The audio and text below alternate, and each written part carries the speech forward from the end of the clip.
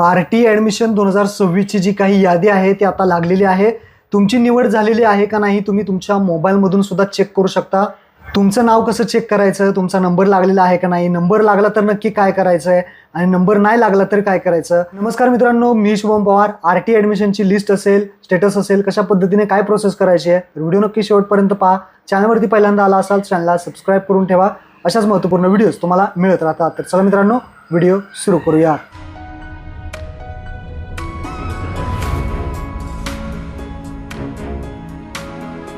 वेबसाईटची link डिस्क्रिप्शनमध्ये आहे. वेबसाईटवरती या. पालकांसाठी सूचना लागलेल्या त्या अगोदर एक नीट वाचून घ्या. लिस्ट नंबर 1 लागलेली आहे.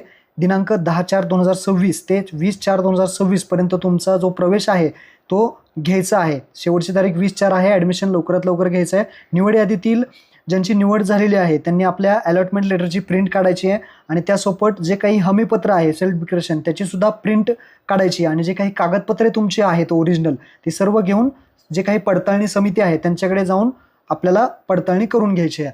त्यानंतर RT ऑनलाईन प्रवेश प्रक्रियासाठी जे काही पालक आहेत त्यांच्यावर मोबाईलवरती SMS कधी येईल, कधी येणार नाही. तर काही काळजी करू नका. डायरेक्ट अर्जाची स्थिती तुम्ही पहा.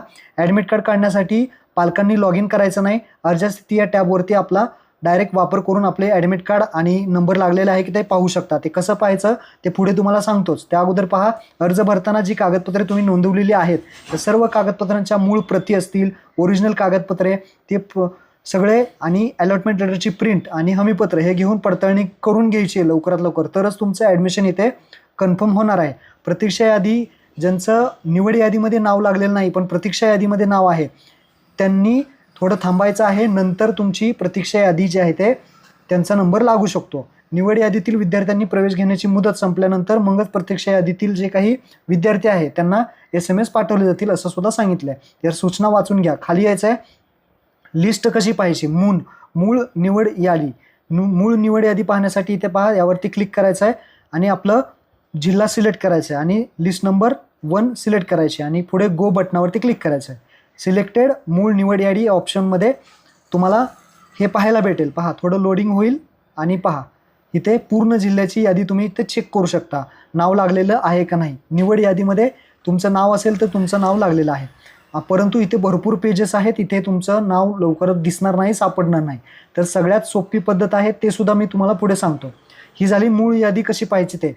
आता ज्यांचं मूळ यादीमध्ये नाव नाही ते आपलं नाव प्रतीक्षा यादीमध्ये पण पाहू शकतात. जर मूळ यादीतलं नाव तुमचं लागलं नाही तर प्रतीक्षा यादीमध्ये तुमचे नाव आहे का नाही इथे ऑप्शन आहे वेटिंग लिस्ट.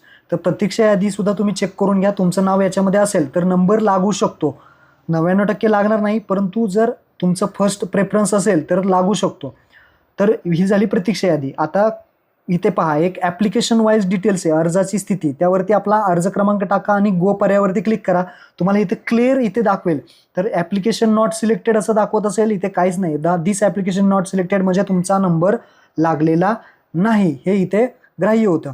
तर अशा पद्धतीने ॲप्लिकेशन वाईज अर्जाची स्थिती या टॅबवरती या आणि डायरेक्ट ॲप्लिकेशन नंबर टाका. आता मी दुसरा टाकतो. दुसरा टाकला, गो बटनावरती क्लिक करा. अर्ज क्रमांक टाकला की इथे पहा, आता इथे निवड झालेली आहे. निवड झालं की असं दाखवेल, UDID कोड दाखवेल, म्हणजे स्कूलचा UDID कोड दाखवेल, स्कूलचं नाव दाखवेल, कोणतंही स्कूल लागलेलं आहे आणि सिलेक्शन पहा रेग्युलर सिलेक्शन असं दाखवेल आणि अलॉटमेंट जे आहे ते ॲलोकेटेड जे आहे ते यस दाखवेल. ॲलोकेटेड यस दाखवते म्हणजे तुमचं इथं नंबर लागलेला आहे. ॲडमिट कार्ड पहा आलेलं आहे. ॲडमिट कार्ड आलं म्हणजे तुमचा नंबर लागलेला आहे.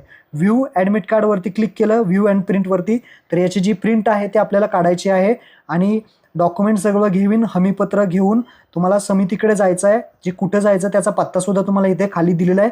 तिथे आपले मूळ कागदपत्र, ओरिजिनल कागदपत्र दाखवायचे आहेत, हे हमीपत्र दाखवायचं आहे आणि हे अलॉटमेंट लेटर दाखवायचं आहे.